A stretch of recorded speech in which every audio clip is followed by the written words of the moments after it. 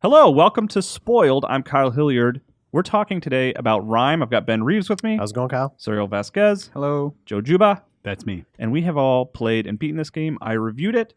So I guess we can start with my thoughts are on the site. You can find my review. I'd be curious to hear what you guys thought of the game overall before we dive right into the big ending, I guess you could say.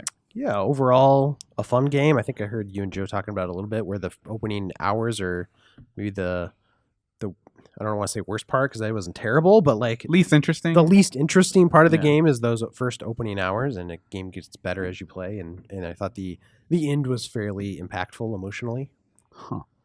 Yeah, I agree with Reeves in that the early hours feel like a very different game where it just feels like, oh, it's supposed to be experiential. You're just supposed to, go through these environments and appreciate how nice they look. And then later on, there's, not anything too devious, but there are puzzles where you have to, think critically about this stuff more than you would in something like Journey or Abzu. But the ending, I'm trying to figure out exactly what happened, so maybe you guys can help me out. But I did appreciate sort of the tone and the sentimentality behind it. Yeah, we'll talk through it. Yeah, Yeah. I don't know. Like I thought Rime was a very pleasant experience. Like yeah, the world is serene. Though for me, the more I was thinking about it, the more it's just sort of like it didn't. Like I thought the puzzles were really easy, and I thought that the worlds, at least for those first couple, like just didn't have. They look pretty, but they don't have the kind of like life to really like draw me into the world. It just sort of felt like I was walking around like an empty set or something. Sure, they don't really have a Yeah. lot of character. Yeah. I guess you could say, yeah. And so then ultimately, because of that stuff, I feel like when they actually get to the more story heavy stuff at the end, I already felt a little bit detached and felt that they hadn't really like built up to or really earned the moments that they were going for there. And So- to kind of dive into the moment, if you're watching this, maybe hopefully you've played Rime. Maybe you just want to see what the sort of I hesitate to even call it a twist per se, but like what the ending is. Oh, it's a twist. You think so? Oh, Okay. yeah. Built it. Basically, So- the game is either the journey of the child or the journey of the child's father sort of coming to terms with his son dying or child. I've heard him called a boy or girl, like it's just an androgynous child. And that hit me really hard. Sure. Like it kind of came out of nowhere and surprised me that like just the whole like just that last, I guess it's a level where you're kind of in the father's house. It's Right. not really an abstract place. You kind of look at the kids' toys. Right. Mhm. And I was in tears, like absolutely. Maybe it we hit me should really hard. Describe the sort of what happens a little bit more for people who haven't played it. Like there's a few Sure. moments scattered throughout the game where you kind of flash back to the scene where you're on a boat. Yeah, and it becomes less abstract the Right. more you move forward through the But game. basically, there's a scene where you see there's this like man who you're kind of following through the game, this figure in a red cloak. And at one point, you have this, you might call it a flashback, where you see the man kind of go overboard. You try to grab him, but then you kind of come away with a red scarf, which is like the Thing, scarf that he's yeah. been wearing in the game, which I thought was kind of cool. But then at the end, what you're talking about, the twist is you see what happened technically in real life, and it's kind of more modern day setting. Yeah, it's not the boy kind of losing Right. this like you maybe even assumed it was a father at the time. Right. It's the other way around. You It's a play father as losing. the it's a father. parent losing Right. their child. And the scene's reversed, and you see the kid go overboard, Yes. and presumably he dies and then the rest of the game, as I took it was sort of him moving through death. Yeah. Or So the game is about the child sort of passing away into the afterlife. father kind of or the coming to terms with it. That's or like the father coming yeah. to terms So- with it. Yeah. there is a little bit. I think that there is some information out there that clarifies that it is. That it is the journey of the child and not the father. okay. Yeah. And that's like, I don't know. Did you guys find any, as you were like walking around, there are a handful of these kind of like feminine statues that you find them and they sort of like expand a little bit and then fade away. I found like one Yeah. or two of those. If I know what you're talking about. Yeah. I found two of them. So before we did this, I looked up like, are there any rewards or secrets for like getting all of the collectibles, right? If you find all four of those, there's an extra scene in the ending oh, Oh, okay. interesting. that clarifies this. And basically, so in the ending where there's a moment where sort of the spirit of the child and the father are embracing in the father, or like in the house, in the dad's house in the real world. if you collect all those shades, the mother's spirit sort of appears there next to them. Oh, okay. Which I think sends the message of like that the game itself is sort of the boy's journey into the afterlife, accepting his fate. But then that sort of final, even though it's sad, a sort of optimistic note at the end of like, even though they're both gone, the father can sort of let go, because that final scene of him sort of like letting go of the scarf and letting it go out the window, sort of him like accepting what Trying to happened, move on. but there's the promise of sort of meeting up with them in the future, sort of thing. Okay. Yeah. So I didn't see that bonus scene. I just kind of took it as the father just a crappy thing happened to him and he had to deal with it. Yeah. But I don't disagree that like when I first saw the ending, I was a little confused, because this is also one of the, if you open up the chapter select, Yeah. it very explicitly has like stages of grief as like the names of the chapter. And that's why I thought maybe it was more from the father's perspective of like what he imagined his child was going through over the course of the game. Yep. And there's also that moment of a flip. So it's like when you're on the boat and the child is holding the man in red's arm, and then the man in red falls away. The moment where like those identities are flipped in that cutscene, for me, my first thought was, oh, I've been the dad all along. You know, because you see the character who you thought you were replaced by a different character. Yeah. Yeah, That does add to confusion. It's not. Yeah. I didn't assume that when I first played it, but I do get why that would be confusing. So I'm not sure what their first purpose was, other than to For that switch. create the twist.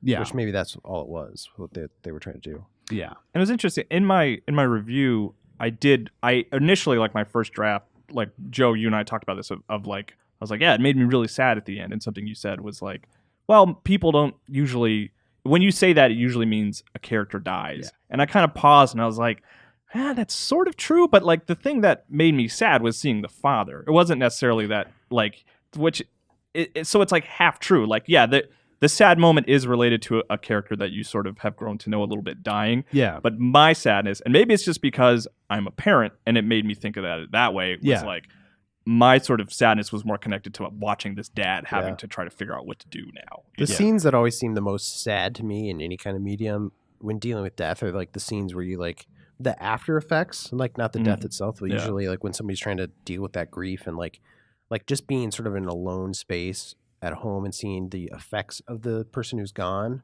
And there was a moment where you're in the kid's bedroom and you see like little stuffed fox, and the fox is an animal that you were following around the whole game. So like that scene in particular for me, it just struck me as sort of a powerful moment. And you sent me that really profound text That's right. that said, holy crap, this game is sad, Kyle. Yeah. I might have used another word than crap too. But, So I agree with you, Jujo, over here that I don't Jujoba? think they totally like built up to it in the best way possible. I don't know if they did as much as they could to earn it, but at the same time, for whatever reason, the moment when they actually had the dad kind of walking through the effects, like that still struck me as powerful. I think it's impactful either way, I think, but I do think the confusion of, okay, was I the kid the entire time or was I the parent? I think that confusion sort of, lessens the impact of that scene a little bit, or at least it did for me, because as I was watching the scene, it was sad, but I was still kind of like, okay, he's letting go of his child, or is he the child grown up or something, and what's that having lost his pterodactyl dad? thing? Yeah, why is he flying around the background going, I'll kill him again? And, I was trying to line up because, as Joe said, it's like the first chapter is depression, second one's anger, third one's, I don't remember the exact stages, but I know the bird chapter was anger. So I'm like, oh, that kind of matches up. Maybe the bird's the anger. Yeah. But So like I was trying to line them all up, and they didn't all line up perfectly. And I think to me, like that's another reason why I think I ultimately just did not feel super satisfied at the ending and the way it's supposed to like color the things that come before. Because like, okay, yeah, the bird thing is angry, but like what's denial about like running around and shouting at a bunch of sculptures in the first episode? Yeah. Or in the first level, it's like, okay, Yeah, like it doesn't, knowing what I know at the end of the game doesn't really color much about those first couple levels. While you were actively playing, those emotions weren't coming across. Yeah, you weren't like, exactly. this seems like an angry level. Yeah, exactly. And I think that's kind of what I want more than just like, I'm not saying they need to explicitly lay out that there's some sort of big story, because like in some ways the sort of reveal that there's more going on than you assumed is interesting.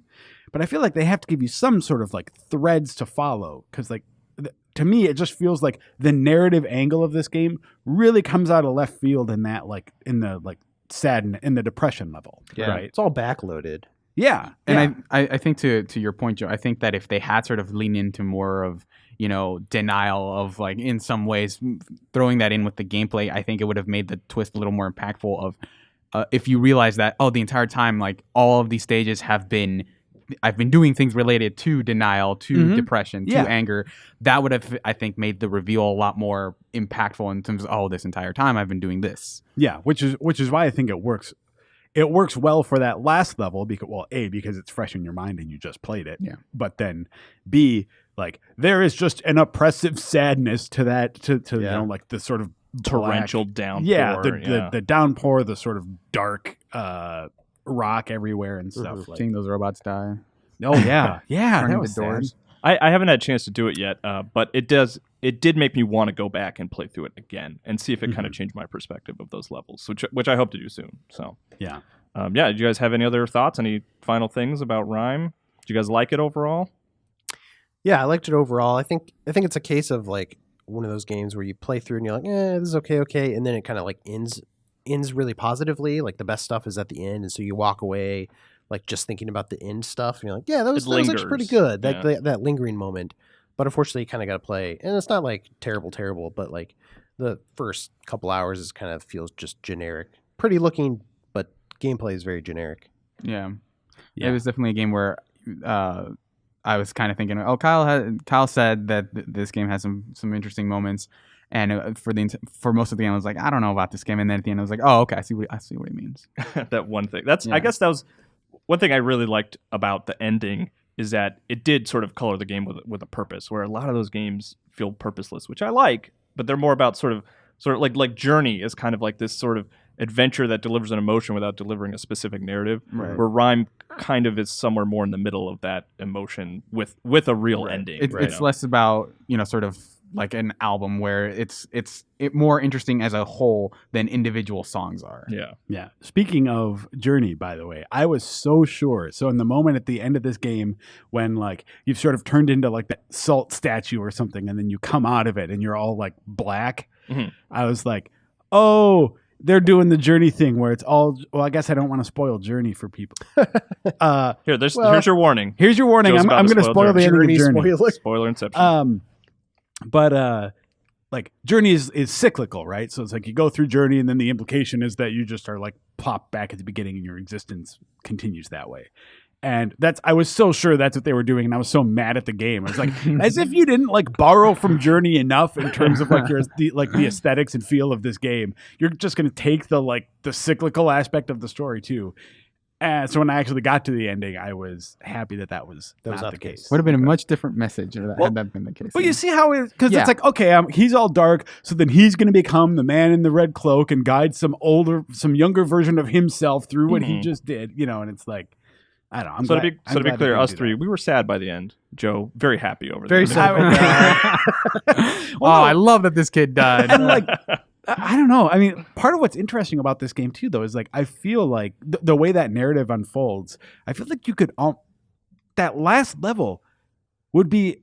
I'd almost rather just play that as a little like, here's a 40-minute game, and just sort of like do that and like put those flashbacks in that last levels as you sort of piece together what's going on, because I feel like it is so divorced from the rest of the game in terms of what's actually happening. I can see that. Yeah. I think as a standalone piece that is more interesting than just like, again, like I said, I didn't particularly like the puzzles in this game, so it's like I felt like I was just doing a lot of like obvious busy work for several hours before it pays out, which I think is a lot to ask of players, to be like, hey, play this game for 4.5-5 hours and then it's going to get good, if you're talking about a 6-hour game. Yeah, I agree. Yeah, I wish the puzzles had been a little, especially early on, there would have been a good chance to actually put some more difficult, sort of challenging puzzles in there. So. Yeah. And this isn't me saying I'm so smart and I figured out the puzzles super fast, by the way. I mean, I think it's just Kyle even mentioned that in his review. A lot of it, the puzzle solution is like you need to find where to climb. Yeah, more than anything else. There's a place to climb, or there's a box that you need to put on the clearly marked tile that says "put box here," or it has an icon on it, but it's essentially that, So Yeah. Yeah, I don't know. So it's a tough game to recommend, but if you're like into the aesthetic, or I don't know, I'm glad I spent the time with it, but it's like I said, if somebody's like, what game should I play? I don't know if this is on the top of my list. Mm-hmm. It's like, how do you feel about children dying and watching parents deal with that? Although, if you've listened to this, I love it. if you've On listened to us board. talk about it, and I think knowing the story, going in might actually help you appreciate it a little bit more than just not knowing the story. So Yeah, I think so. it might be worth checking out if you have nothing else to do for 6 hours. Yeah, And I did there like aren't the enough music, games out this actually. year. The music was pretty cool. Music's good. We It didn't looks talk about nice. it. Yeah. There's reasons to play this game. No, that's a good point. I think this is one of the rare cases where, because like I'm normally super spoiler phobic. Like if a game is like narrative focused, I don't want to know anything. But I think this is a game where like actually knowing it might make those sort of rougher hours at the beginning more interesting. Especially if you know what's going on as some of those reveals happen, I think they could end up actually being less confusing and more impactful. Yeah. So we go. That's Rime. You can find my review on GameInformer.com. Thank you so much for watching.